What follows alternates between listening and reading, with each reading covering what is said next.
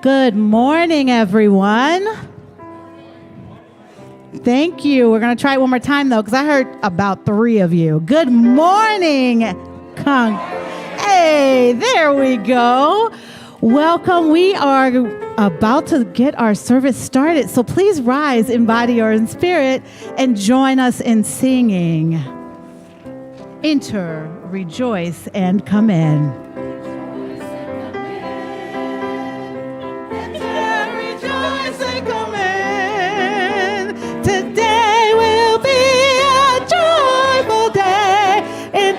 Rejoice and come in. Open your ears to some songs. Open your ears to the song. Today will be a joyful day. Enter, rejoice and come in. Open your hearts, everyone.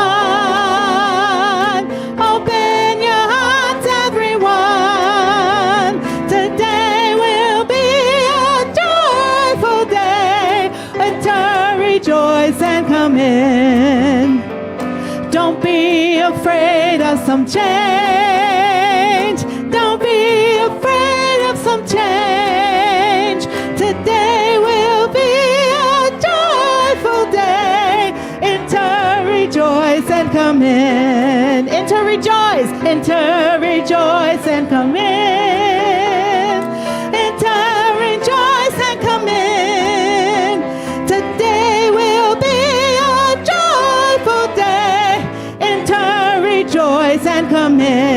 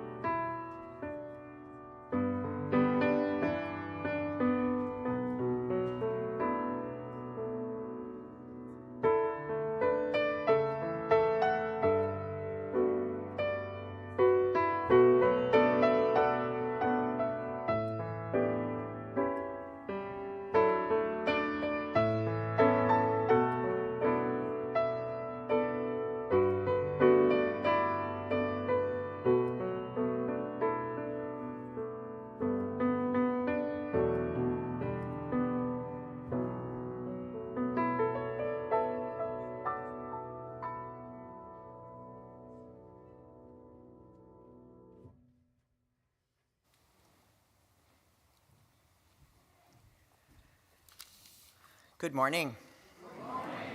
Welcome to the Mount Diablo Unitarian Universalist Church. I'm the Reverend Leslie Takahashi, and my pronouns are she and her. And we're so glad to have you here, whether you're here in our sanctuary or online, joining us real time or later in the week. It's such an important time for us to be together. And it's a special welcome to you if you're visiting us for the first time or back on campus after a long absence. And we have some folks that are visiting us for the second time, but the first time was a really long time ago. So that's both of those situations. So we're grateful to have you here. And we hope that you will take some time to sign a visitor's card today. We truly want to be sure that we can be in touch with you and be in touch with the ways that we have to connect. So today is a Justice Sunday, and we want to encourage you to stay afterward, have some food, and also engage with our wonderful movie, which, where is Linda Russell? Where did she go? Anyway, that Linda Russell, oh, you're sitting in a different place, Linda Russell. Not that we have pews, but you know, some people do have habits. I'm like looking over there, I'm like, okay. Anyway, Linda Russell has always curates some wonderful films for us, and we have one today that is particularly interesting. So I hope you will join others after the service for that. Speaking of food, my colleague Marina informs me that we are running a little low for snacks at the youth table. So individually wrapped donations are welcome, as well as baked goods made to bring in for that day. And you can also give us a gift card, and that way we can go buy some when we need them. But that's how we help our youth raise money for their activities in the year. So wonderful if you want to be part of that. And speaking of food again, we like to speak of food here. Tonight we will have our multicultural game night. You might ask, what does that mean? Do I have to bring a game from another country? No. Although you can, especially if you know how to play it. But what it means is that we will be gathering today at 5:30 in the Borton Hall, and we invite you, if you're able, to either bring a game or bring a dish that reflects some aspect of your heritage. And we can be very creative about this. Today, I'm going to be very creative about this because it's been that week. But it's a chance for us to just spend some social time together and also to learn about our cultures. And so the best way to tap into all that is happening here is to read our online newsletter, The Beacon, and also to receive our weekly email called This Week at MDUUC. Comes out every Friday. So if you are not receiving that, please stop by our welcoming table and let us know. And welcome to this beloved community.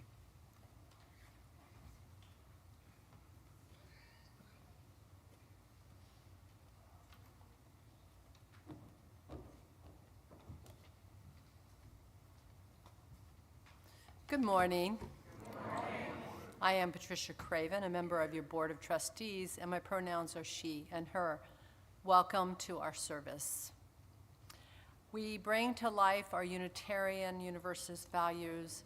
Oh, I'm sorry, I didn't say that. We begin our service by reading our mission together. Okay. We bring to life our Unitarian Universalist values as we treat and work for justice, nurture compassion and courage, reach out to each other and to our larger community of faith, bridge the divisions that wound the human family, transform ourselves and our world. Okay. We want you to be a part of us. If you are with us in person, feel free to join us in Borton Hall after the service to meet folks you know and those that you want to meet. We also, for those of you who are online, we have online coffee hour right after the service as well. Also, on January 25th, which is 2 weeks from now, we will have a shorter service and a congregational meeting at 11:15. At this meeting, we are going to discuss the bylaws in terms of changing the size of the board. We'll also be voting to ordain Ron Annan as a UU minister.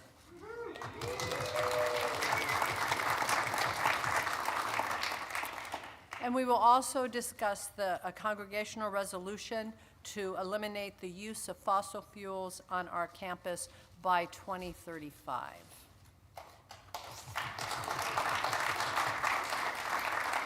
So we ask that you please come and be part of this very important part of the democratic process. And welcome.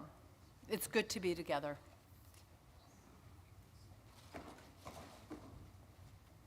So today we are talking about courage in community. So as we greet one another, I think we can just simply say, thank you for the courage to be here today.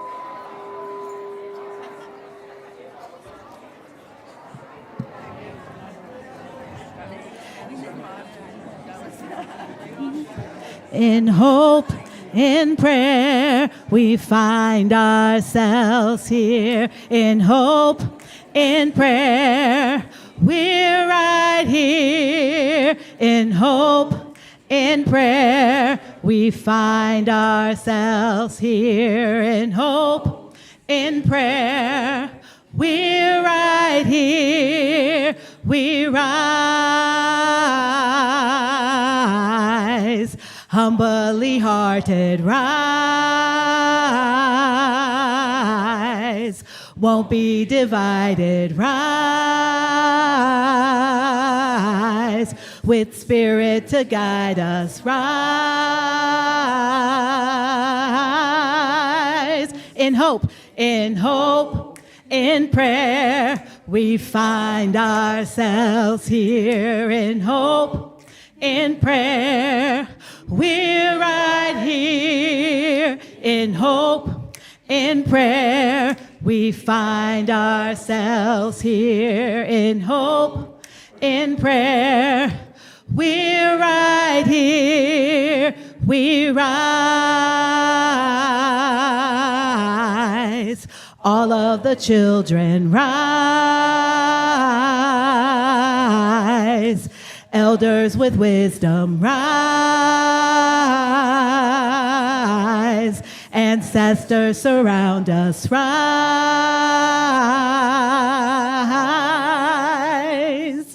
In hope, in prayer, we find ourselves here. In hope, in prayer, we're right here. In hope, in prayer, we find ourselves here. In hope, in prayer, we're right here. Oh, we rise. Up from the wreckage, rise. With tears and with courage, rise. Fighting for life, we rise.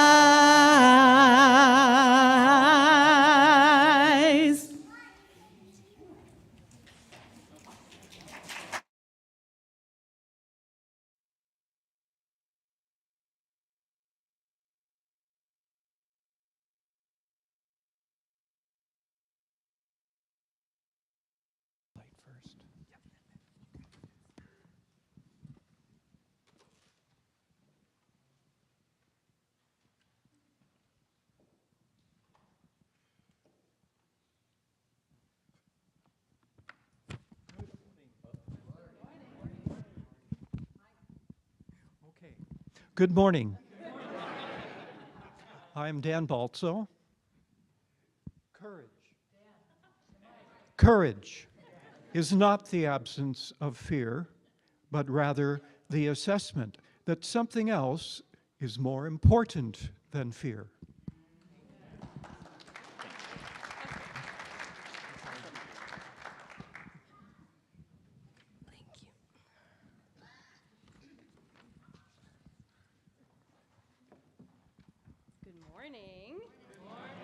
Morning.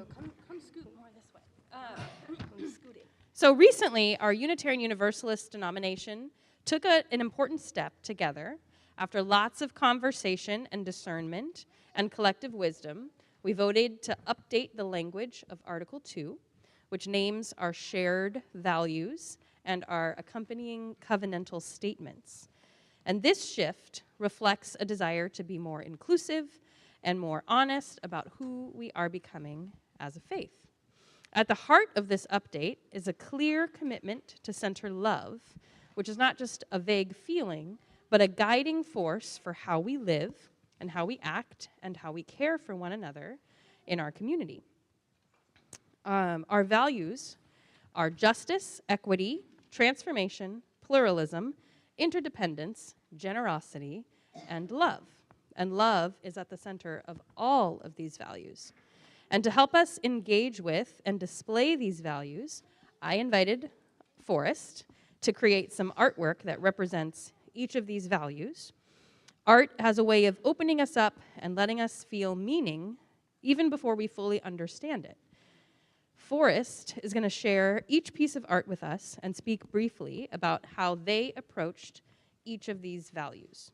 So the first value that we want to talk about is justice, which reads, "We work to be diverse, multicultural, beloved communities where all thrive." And the covenantal statement is that we covenant to dismantle racism and all forms of systemic oppression. We support the use of inclusive democratic processes to make decisions within our congregations, our association, and our society at large. So, can you tell me about your inspiration for this poster? So I really like the look of tarot cards. So I took inspiration from the Justice tarot card, made a few changes. I, added the sun and the corner details, and I tried to incorporate teal because it's generally the youth color that we try to use. Yes. I don't know if you all have noticed, but our caregiver shirts are kind of like a turquoisey teal. And if you ever come check out the youth kitchen in the white building, that also has been painted teal, and then it's been furnished with things that are teal. And we have a saying that to help us remember it belongs in that kitchen versus the bigger kitchen, teal, don't steal. So that's kind of been dubbed unofficially as the youth color here. Our next value is equity. We declare that every person has the right to flourish with inherent dignity and worthiness. We covenant to use our time, wisdom, attention, and money to build and sustain fully accessible and inclusive communities. Can you tell me about your inspiration for this piece? Well, this is my rendition of a very popular picture for equity. I'm sure you've seen it before. But I did a couple changes to kind of represent more diversity in the people, which was kind of fun. So I love all of your art, but this one actually is one of my favorites of all of these pieces. So I like this one a lot. Our next one is interdependence. We honor the interdependent web of all existence with reverence for the great web of life, and with humility, we acknowledge our place in it. We covenant to protect Earth and all beings from exploitation. We will create and nurture sustainable relationships of care and respect, mutuality, and justice. We will work to repair harm and damaged relationships. Can you tell me about your inspiration for this one? Well, this rock arch, as in any arch, can only happen because each of the components, in this case rocks, depend on each other and they all work together for a common goal. I love that. Next, we have the value of transformation. We adapt to a changing world. We covenant to collectively transform and grow spiritually and ethically. Openness to change is fundamental to our Unitarian and Universalist heritages. Never complete and never perfect. Can you tell me about your inspiration for this one? Yeah, I took inspiration from the butterfly's metamorphosis. You can see I have the caterpillar, pupa, and the butterfly on there. This kind of shows how we can all change just as they do. That's very powerful. And what a beautiful representation of embracing change. Our next value is pluralism. We celebrate that we are all sacred beings, diverse in culture, experience, and theology. We covenant to learn from one another in our free and responsible search for truth and meaning. We embrace our differences and commonalities with love, curiosity, and respect. Can you tell me about your inspiration for this piece? So this is based on the Coexist bumper sticker, which I'm sure some of you have on the back of your car, except I made mine rainbow to include LGBTQ plus people, also because it's pretty. I love that. Representation is important. Our next value is generosity. We cultivate a spirit of gratitude and hope.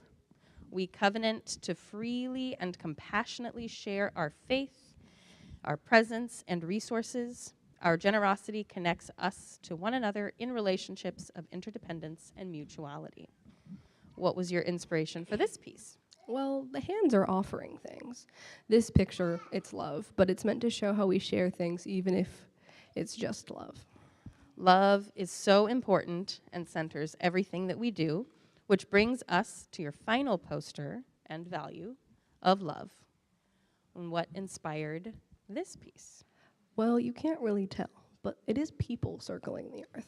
Yeah, the little black lines Those are people. I took zoomed in. inspiration from those like early 2000s elementary school class projects. You know, when you cut paper and then it becomes a bunch of people holding hands. That was kind of the goal here. And I made them all circling the globe with heart in the center to show that, you know, we're all kind of connected by love, which is super nice. That is awesome. And Forrest, which value resonates most with you right now and why? I value love the most because without love, you can't truly understand the rest of the qualities. Awesome, thank you. Let's give Forrest a big round of applause. Thank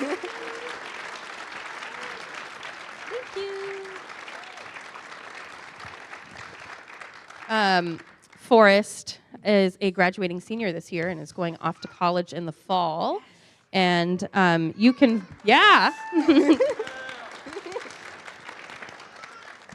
And so your artwork is hung on the bulletin board in the Owl Room. So anybody is welcome to come check that out at any time. You can see all of that artwork much more zoomed in and in person. And check that out. And you can chat with Forrest about their artwork. Yeah. And I would like to invite you all to sing our children and youth to their activities.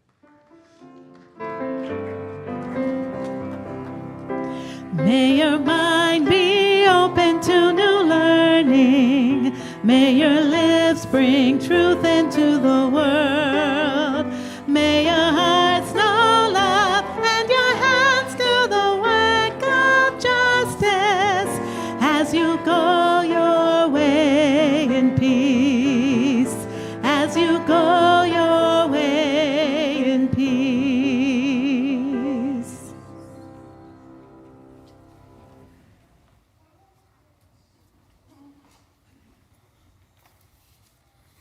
Good morning. Now, I don't normally remember my dreams very much. They seem to be pretty distant memories when I wake up. Often they invoke more emotion than imagery. But I had a dream several days ago that really kind of stuck with me. The dream was really kind of rather benign. It was me, my sister Michelle, shout out to Michelle if she's watching, and several found family or chosen family members all sharing a meal around a table. I remember we brought up politics, and the discussion was rather celebratory and hopeful. These are not normally the dreams that I have. Also, I may be leaving some of the dream out because it's not for you, it's for my therapist. But in this particular dream world, we as humans were really kind of encouraged to be our complete selves. We were celebrated at that table for our completeness, our wholeness. Transgender people, I imagine, in this dream world could use public restrooms without considering what states might arrest them. Parents could support their children's gender-affirming care without worrying about losing custody of their child. Family and friends who were immigrants were maybe not living in fear, and there was absolutely no discussion at that table about kidnapping nor detentions. And if I try and recall the feeling that I get, I think the image that sums up for me what I was feeling in that dream world is the actual Statue of Liberty and her ideal American value, a welcoming country where people are encouraged to immigrate here and be part of something bigger. Honestly, it stirs up patriotic feelings and joy in me for my commitment to pluralism and this faith and country. I think it was a great dream. It was the kind of dream that kind of makes you believe in our better angels of our nature. And then I woke up to a nightmare. But here's what I need to confess about that process. I had the luxury of not really recognizing my current world as a nightmare much before that morning. On Wednesday morning in Minneapolis, a 37-year-old woman named Renee Nicole Good was shot point blank through her windshield by an ICE agent. She wasn't armed. She was blocking a convoy of federal agents with her car while using a whistle, which has become a common practice, to warn her neighbors of ICE's presence.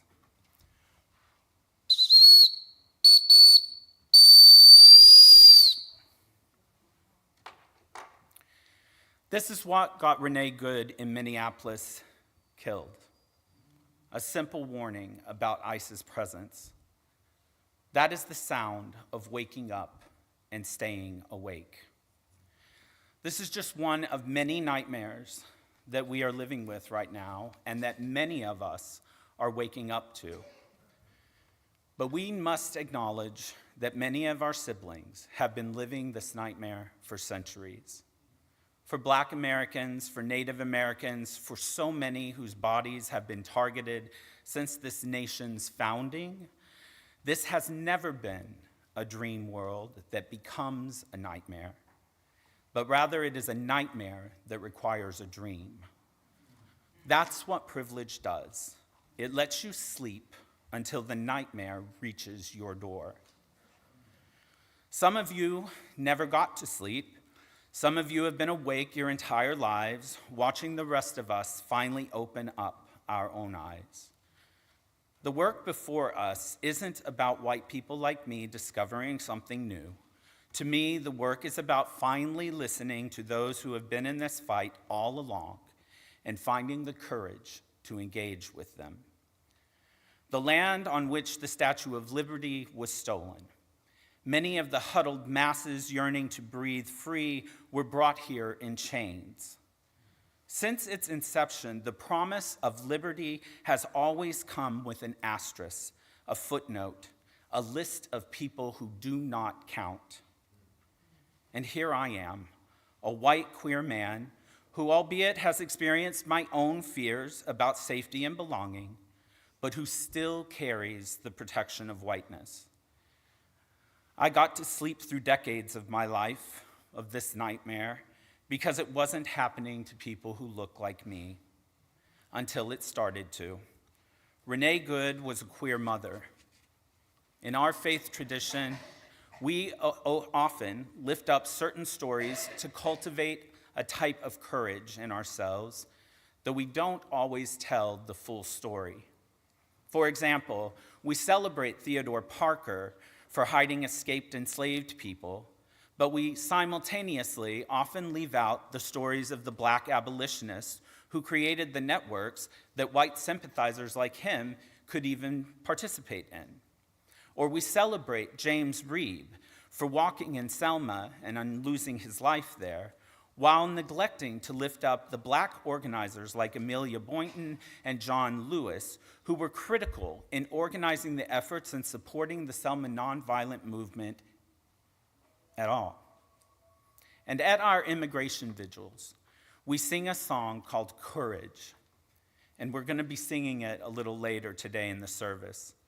The Spanish translation does not use the typical Spanish word for courage, coraje, but instead, the translator of this song uses, I think, the more poetic animo. Animo originates from the Latin animus, spirit, but is more likely translated doing something with spirit, with intent, and with purpose.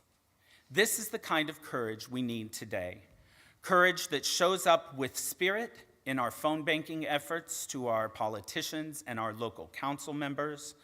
Courage that writes letters of critique and support with intentionality. Courage that attends city council meetings with purpose and with vigor. Courage that builds relationships across our differences and follows the leadership of those most affected.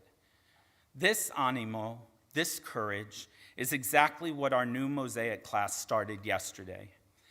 It is a space that helps us to embrace intentional relationship building, to investigate how we have internalized dominant culture, to examine our own complicity in it, and to stay awake even when sleeping would be so much easier.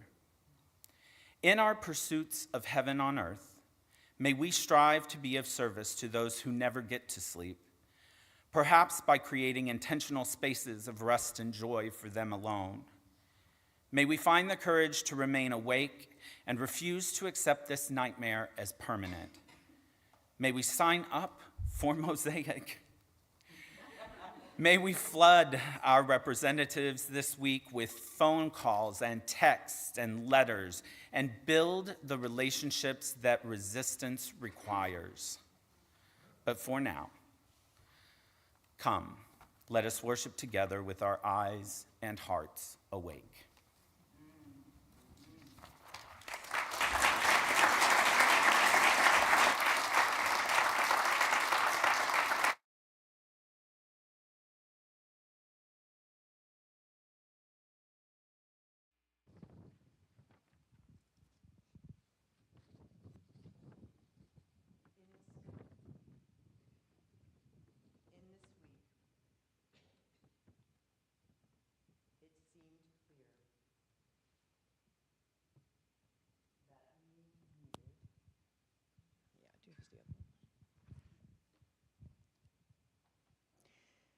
In this particular week, it seemed clear that we needed a special moment of holding one another today. So I invite you to find your breath or find whatever rhythm works for you and just be present. When in the course of just a week in this nation, we are assaulted again and again with the lawless brutality now our nation's policy, We take a moment of holding our willingness to face what is true, even when it hurts our hearts. When in this course of trying to preserve our democracy, we witness yet another senseless taking of life, an addition to the already 32 known lives and countless unknown lives taken from us in ICE custody last year alone. We share a moment of holding our faith's commitment to honor the value of each life snuffed out and dehumanized. At the end of a week when we have seen our country's name used to conduct aggressive and arrogant acts against other sovereign nations, We take a moment of holding our resolve to resist senseless acts of public resources for private gain.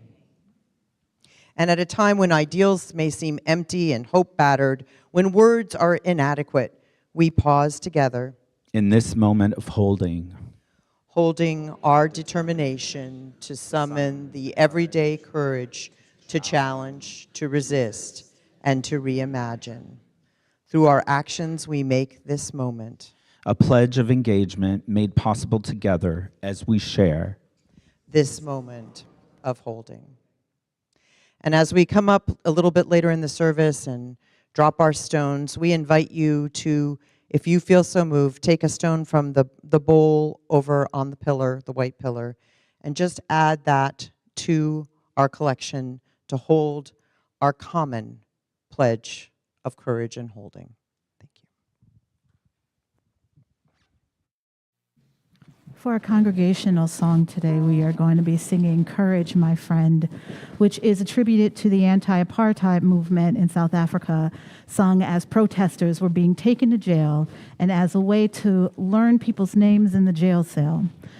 This is a song is a bit of a call and response, and so Maura is going to help lead when you come in and sing, and then we all sing together. One more time. Oh. Courage, my friend, you do not walk alone. We will walk with you and sing your spirit home. Animo. Mi alma, y así caminaré.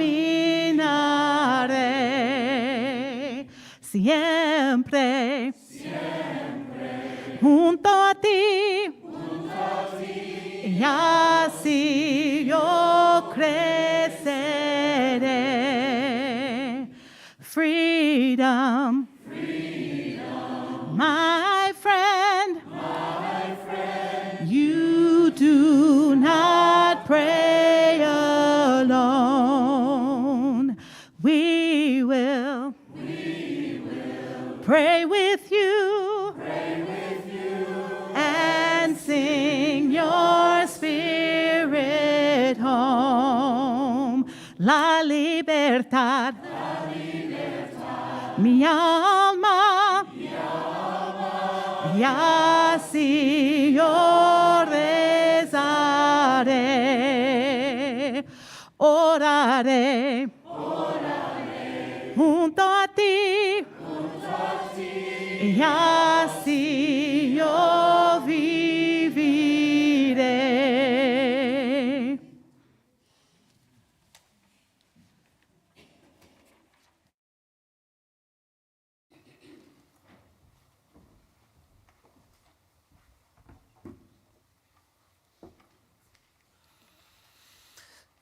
We now come to the part of our service where we uplift the joys and sorrows of our community.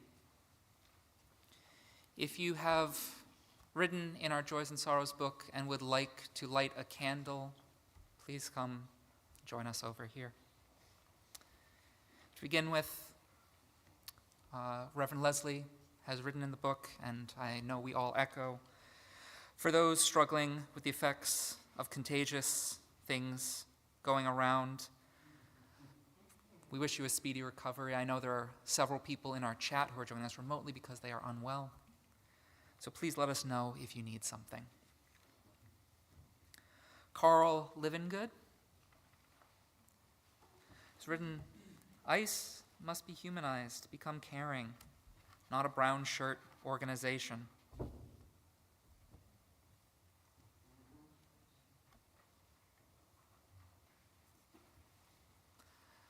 Raz and Sandy written, please light a candle for the people of Iran, putting their lives on the line in their struggle against oppression.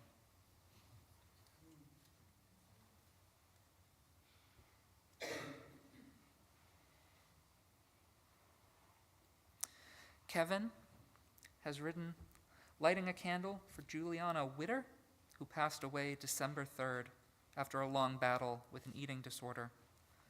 Though her time was short, her legacy of caring is what she leaves with us.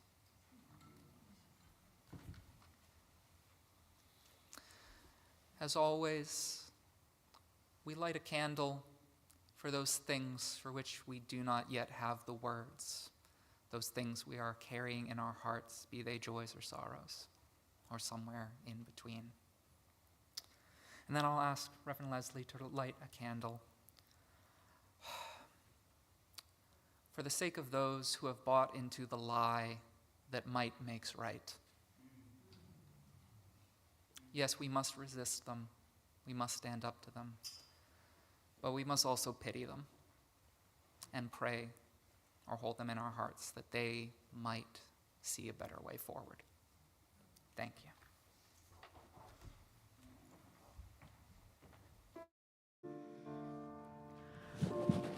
Our meditation song today is entitled Awareness is a Mirror, which is one of the songs from the music in the tradition of Thich Nhat Hanh. These words were written by him, and the music is by Michael Saborski.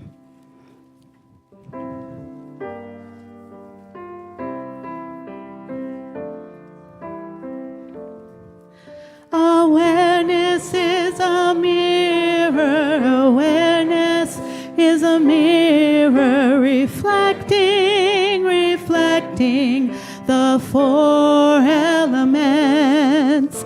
Awareness is a mirror, awareness is a mirror, reflecting the four elements. Beauty is a heart that generates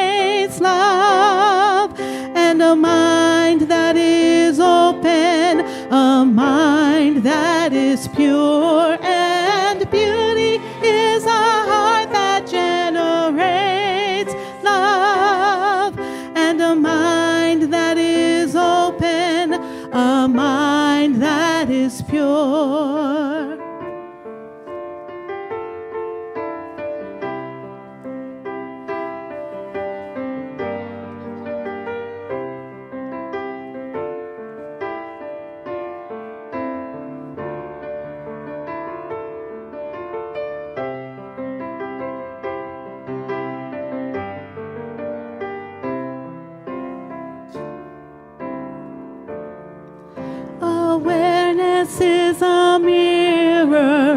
Awareness is a mirror reflecting, reflecting the four elements. Awareness is a mirror. Awareness is a mirror reflecting, reflecting the four elements. Beauty is a heart that generates love, and a mind that is open, a mind that is pure. And beauty is a heart that generates love, and a mind that is open, a mind that is pure.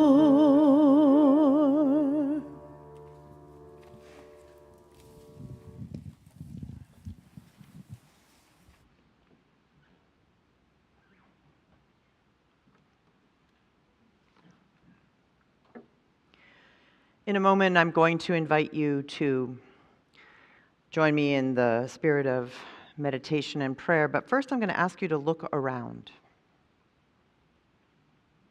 with gratitude for all the people here. And if you're online, I invite you to look through the chat, just see the other names, just to remember in this moment that we are not alone and we are not being called into any form of singular courage. We are being called into the courage of community. So in that spirit, I invite you to join me for a moment of prayer. And a prayer is a deep ask to whatever source is beyond you, and for so many of us in this room, I know that source beyond is community. And in this moment, I invite us to summon all the names of what is holy and sacred, because what we know is that the pain that we feel, the injustice that we encounter, the change that must happen will take more than any one person's individual will. What we need to understand in this moment is the power we have together to open that heart of courage. As the words of Thich Nhat Hanh said just a few moments ago, beauty is before us in a mind that is opened, and it is also before us in a heart that is open.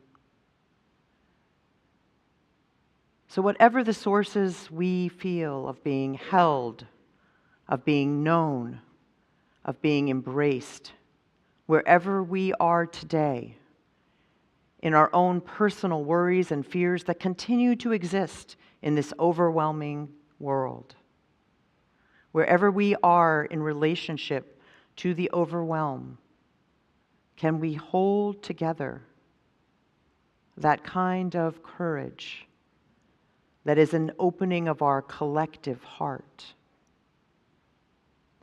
The root of the word courage is the same as the root of the word heart. And we open ourselves together so that the courage of all of those around us can be our courage too. May we together be the ones to make it so.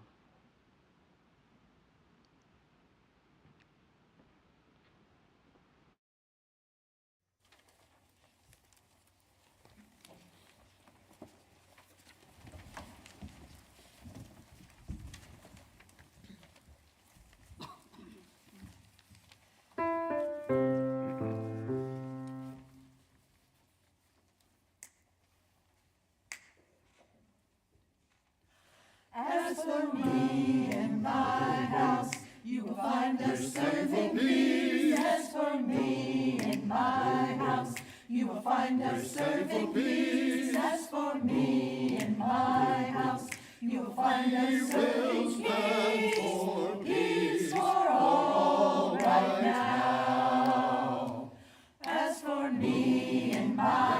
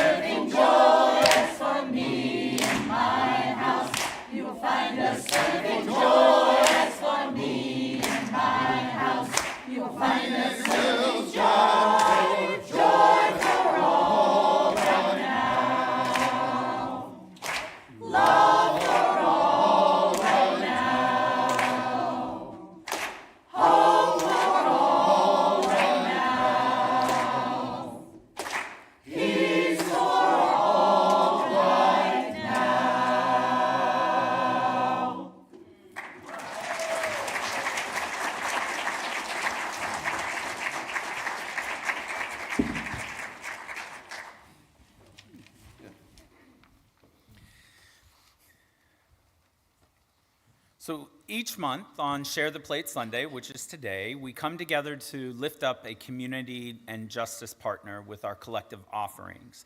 Today, our hearts and hands reach out to Hope Solutions, an organization that is actually changing lives right here in Contra Costa County. They have emergency shelter programs, rapid rehousing offerings, permanent supportive housing, and all the kinds of wraparound services that can truly make a difference in someone who is suffering from housing insecurity. Some of you have already maybe encountered Hope Solutions over this year already. We engage with them with our holiday gift tree and our Adopt a Family program. Thank you to everyone who participated in that. Or perhaps you actually got to share a meal with the tenants of Belamonte Apartment through our creating and serving of the holiday dinner there. Those were moments of joy and connection, and they really remind me what it's like to build community together beyond our congregational walls. In partnership with Grace Presbyterian Church, Hope Solutions recently, well, not that recently now, thank goodness it's been around a while, has turned faith and commitment into real efforts to address the housing crisis in this county. Their example shows us what can happen when a congregation opens their heart and resources to the work of housing and justice. It's a vision that I hope inspires us to dream about what might be possible here at MDUUC. So if you would like to contribute today to our Share the Plate, when the offering is requested, simply place your offering in an envelope and mark it Share the Plate, or write a check out to MDUUC noting Share the Plate. We also have little QR codes in the baskets. You can zap that with your phone and donate electronically. And if you are online or would rather do this online, you can visit mduuc.org, click the yellow Give Now button, and Donate Now is one of the drop-downs. Specify Share the Plate, and your contribution will be greatly appreciated. So thank you very much for your generosity as we continue to work with Hope Solutions on housing and justice.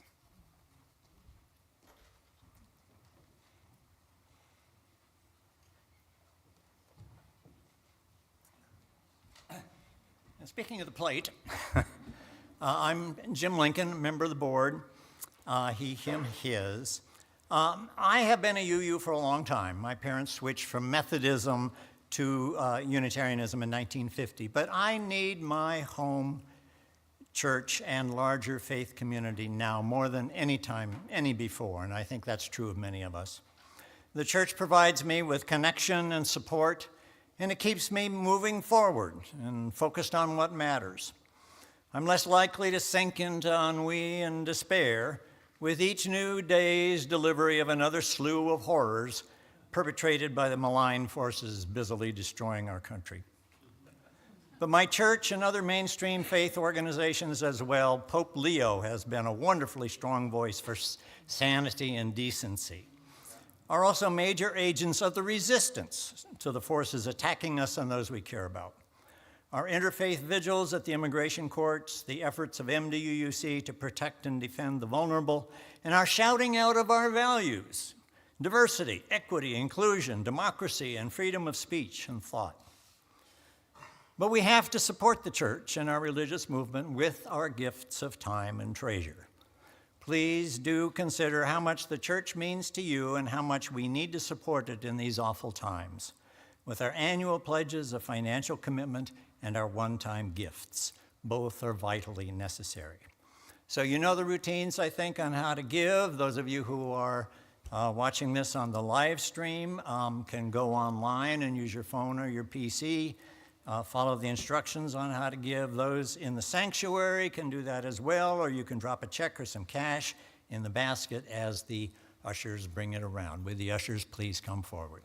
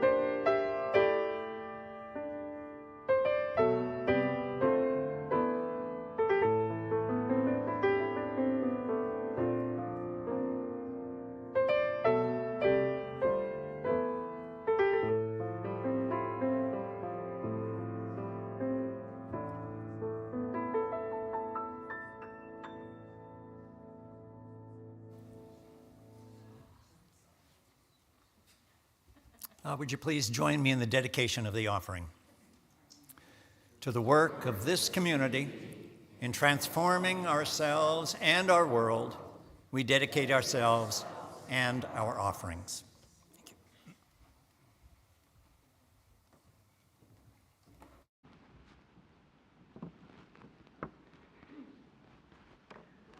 What an amazing service we've had so far. And I just think that we should all consider getting MDUUC t-shirts with all of those forest drawings of the values on them, right? Yeah. Good thing. And I want you to hold them in your hearts as we begin, because they are always our foundation. Now, as others of you may have done, I did a little culling around the holidays, getting rid of some things I probably didn't need to bring into 2026 with me from 2025. And some of those were actually physical objects. Some of them were attitudes and other things. But my New Year's cull included parting finally with a copy of John F. Kennedy's Profiles in Courage, which sat on the shelves of my childhood home. And I never really read the whole thing, but it was important to me because it was a value that I was being given. And every time I looked at it, I remembered there was a value I was supposed to know and act on. And that was an important piece for me as well. Let me put my mic on correctly. But I've been thinking about that book lately because I put it in the bag finally. And I've been thinking about how different my list might be from John F. Kennedy list back in the day. His were 8 people he admired, all senators, all white, all male. And I've been thinking a little bit about how much courage it seems to take so many to just get through the average day, which means there are so many role models out there. And here are some of the ones that caught my attention just this week. Just because of what's been happening. I want you, as you follow along, to figure out where yours are. The news had me thinking of someone who Kennedy might have included if he had lived in this time, Vladimir Zelensky, the Ukrainian president since 2019, who came into politics as a novice trying to clean up corruption and then got swept in during the Russian invasion of his country, Ukraine. And sometimes he is seen as foolish or tilting at windmills, and now he most certainly is needing to make compromises. And yet, in his courage, and those who followed his courage, he did stop a full-scale Russian aggression. And I'm sure his counsel is being widely sought this week by leaders in nations such as Denmark, in places like Greenland. He reminds us that we do not need to capitulate out of fear. And another person who came to my mind this week was Greta Thunberg, because she's known for her attempt to spur lawmakers into addressing climate change, and we continue with all of the aggression in Venezuela and all the aggression that continues to know how much our country has suddenly become committed to remaining tied to fossil fuels. And by putting her sign, School Strike for Climate, out, she parlayed that into a worldwide movement for a while of weekly strikes called Fridays for the Future. And I, however, would name her on my list today not for that. I would name her on my list today because she chose a few months ago, in a much less publicized effort, to sacrifice her status as kind of a world darling, to speak out on other things she believes in, such as support for Ukraine and also for the Palestinians. Last June, Thunberg was among a group of activists forcibly removed and detained on an aid ship headed for the Gaza Strip. And she reminds us that we cannot count on popular acclaim to assert our values courageously. This reminds me of Simone Zimmerman, who you may not have heard of, but she's a co-founder of the grassroots organization If Not Now, which aims to end U.S. Jewish support for the occupation. And she speaks publicly about her journey questioning Zionism, as many young Jews are now doing and advocating for Palestinian freedom. She demonstrates a fierce dedication to her values, echoing the words of the great Jewish teacher Hillel, who said, "Unless I for myself, who will? If I only for myself, what do I become? If not now, when?" And this chain of courage just kept continuing through my mind this week. And it continues back into the past, too, the examples that we have of people who have demonstrated this kind of courage. Thich Quang Doc, a Vietnamese Mayahanan Buddhist monk who died by self-immolation on a busy Saigon road intersection in 1963. He was protesting the persecution of Buddhists by the South Vietnamese government, which had come under the influence of a Catholic leader. And his death became a crying out because injustice was being overlooked, and it made people pay attention to what was happening and led one of his friends, Thich Nhat Hanh, whose song we sung a little while ago, to join the country's peace movement and to devote a lifetime to teaching people to pay attention and thus avert the need for that kind of violence. And speaking of Vietnam, again, thinking of people who have courage, I was reminded late last year of the courage of conviction that was seen here by our member, Andy Baltzo, who died in 2009. And he was a teacher. He gave up his livelihood to devote himself at the end of that time of the 60s and the 70s to the cause of peace, launching the Mount Diablo Peace and Justice Center out of this congregation. And I'm grateful to his son, Dan, who lit our chalice today, whose presence reminds us that we are descended from those who have shown courage in the past.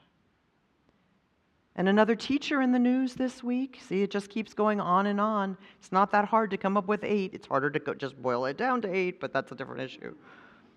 Jessica Plichta, a 22-year-old preschool teacher who was helping Grand Rapids opponents of war organize the turnout last Saturday in the snow to protest our actions around the globe. She was exercising her First Amendment rights, but that ended when the local authorities handcuffed her on the sidewalk while she was on live TV. And this reminds us that we may need more courage in the future, my friends. We may need more courage in the future. I still get 2. So I'm going to add a name a few might know, and uplifted by Translash journalist Amara Jones. This is Kayla Gore, a Black trans activist working towards a better and more equitable world by providing trans people with opportunities for home ownership, which is very difficult everywhere, but she does it in her community of Memphis, Tennessee. And she reminds me of the courage it takes just to do ordinary acts in these days, in this world, in this country, if you are the target of hate. Now, each of these examples comes out of the roots of a community, or they built a community. They became the roots. The courage came out of the connection. It wasn't about just that one person's action. It was about who they were representing, who they were connecting to, who they were bringing in. So I will reserve my final and last slot for so many among the thousands who've now been deported with no notice from our nation, who are working to come back home. That's how they think about it still, back to this nation, to be reunited with their families who were left here. Despite the dangers they face here, they remind me of the opportunities that still exist here and how we must have the courage to make sure they continue to be available to everyone, and that we must defend those families now torn apart. So I was okay with getting rid of that book, because what I realized is there's just courage everywhere around us. And I just invite you to take a moment and breathe deeper of the courage of the ones who might top your lists this week. We think of courage as fearlessness, and I think that is actually incorrect. Yet many who behave with courage do so despite fear. South African and world leader Nelson Mandela said, "I learned that courage was not the absence of fear, but the triumph over it." And many of the people on my profiles list have actually a risk of physical harm.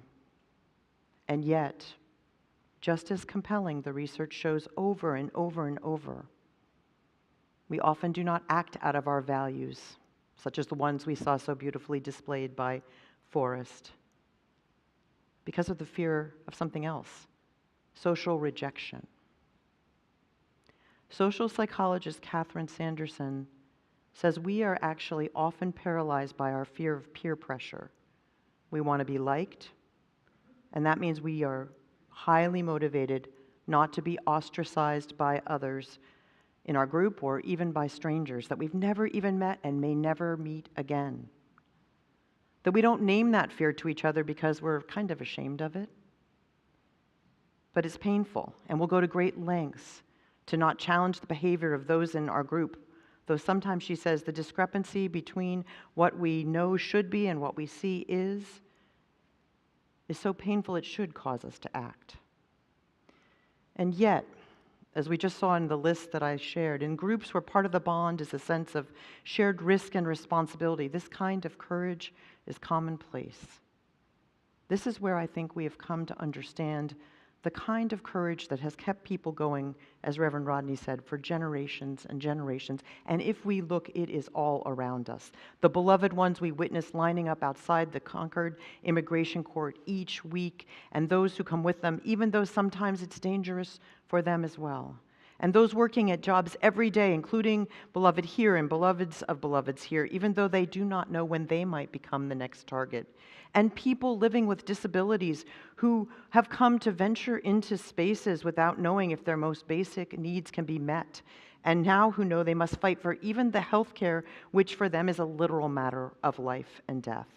And people journeying through unknowns, which is what we're all doing, who stumble and are willing to say that they are wrong, who find that courage, and courage to be one of the people who are on those whistle brigades, which I hope we will soon be joining here, and the courage to say what you believe when others around you do not want you to say it. Courage, I believe, is really about the strengthening and the opening of the heart, and it's something that we must do with others. So in this year of 2026, our work of creating a sanctuary for one another and for others here in this time must deepen that ethic of shared courage. We need to have the relationships of commitment and community. So there are things that you may not think as part of building courage, but they are. If you come, for example, to the coffee hour and you sit and you learn about the struggles of someone else through our movie, that is courageous. It's part of the foundation. If you come to our game night tonight and you get to know some other people, then you might have the strength of relationship to hold one another accountable when you need to, or to say something risky in front of one another. There are many forms of courage. UU ethicist Sharon Welsh writes, "Acts of respect, of courage, of resistance and transformation spring from the deep reservoir of vitality and joy." And that's what I think we get to be in this time, is that deep reservoir of joy and vitality, and also the place that encourages us to take the risks that we each choose to take and honors the choices that we each need to make.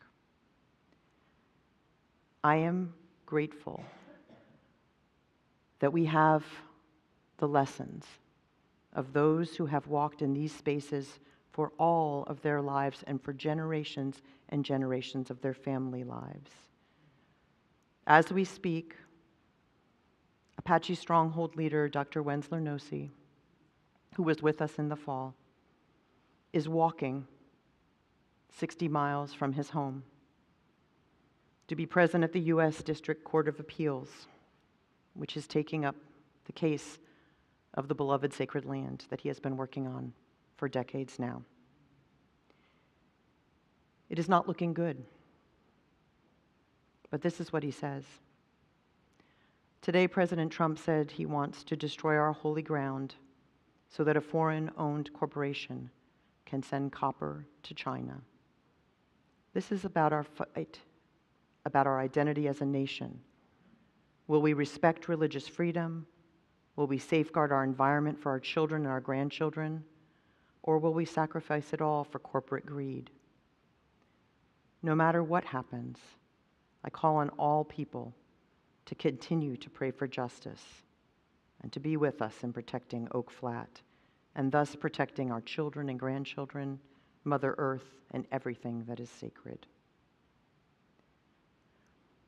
So look around again, my friends. These are your companions in courage. You can call them other things at other times. It's among their labels. We have our values that we have taken some time to discern among us most recently, which is good, with love at the center. That means the heart, that heart that is also at the root of courage. If we do begin again to build, then we can, in the words of Sharon Welsh, create what is possible, a dance with life, a creative response to life's intrinsic limits and challenges. Let us do this together. Let us do this in community.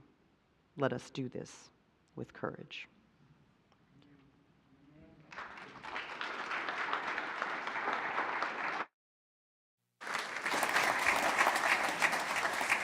For our closing song today, this song that we're going to sing was written by UU composer Martha Sandifer for inclusion in our teal hymnal, Singing the Journey. Please rise in body or in spirit and join us in singing Building a New Way.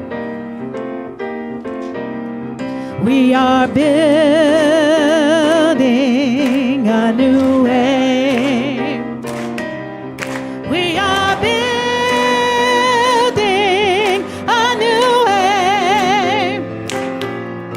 We are building a new way, feeling stronger every day. We are building a new way. We are working to be free. We are working to be free. We are working to be free. Hate and greed and jealousy. We are working to be free. We can feed our every need. We can feed our every need.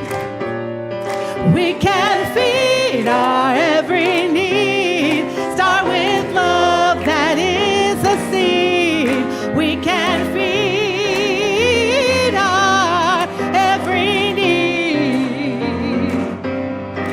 Peace and freedom is our cry. Peace and freedom is our cry. Peace and freedom is our cry. Without these, this world would die. Peace and freedom is our cry.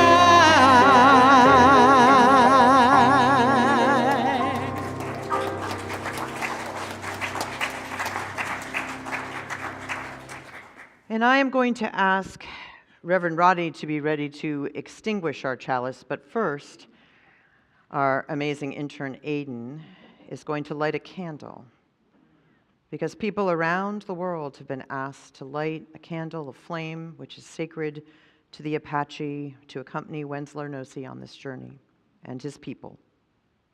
And these are his words. Creator, hear my prayer as I make this journey to encounter many ugly obstacles and also witness the beauty of all life. I will let no fear distract me, for all the beautiful spirits will be in all four directions. And as we leave this place, may we take the same beauty, the same commitment, and the same resolve. Let us go in the spirit of peace and freedom, and let us go with courage. Thank you.